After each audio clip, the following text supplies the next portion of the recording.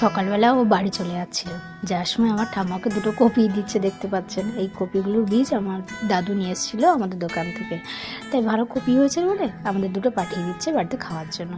আর আমি তো কীরকম খাই দেখেন, একদম তেল ছাড়া, মানে কোনো রকম একটু খেয়ে বেঁচে থাকার মতো। আর সেখানে আমার মা সকালবেলা দিচ্ছে আমার বোঁদে, কোথাও দুধ পুলির মতো মিষ্টি এইসব খেতে। মোটামুটি কয়েক কেজি বাড়ি নিয়ে তারপর আমি বাড়ি যাব। আর এদিকে দুপুরবেলা একটু স্নান টান করে রেডি হয়ে গেলাম পিসির বাড়ি। পিসির বাড়ির ছোটদা নতুন দুটো ঘর করেছে, ওয়ালে যে পেন্টগুলো করা সেগুলো আমি ভেবেছিলাম স্টিকার বসানো, কিন্তু এগুলো না, এগুলো পুরো হাতেই করা। যে করেছে সে সত্যি খুব সুন্দর কাজ করে।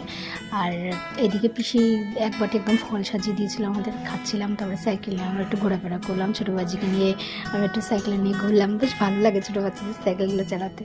আর পিসি মাংস খাবো না বলেছিলাম বলে পিসি আমার 5 রকম মাছ খাইয়েছে রান্না করে। তারপর দুপুরবেলা ছিলাম, রাত্রে খাওয়া দাওয়া করে আবার চলে এলাম।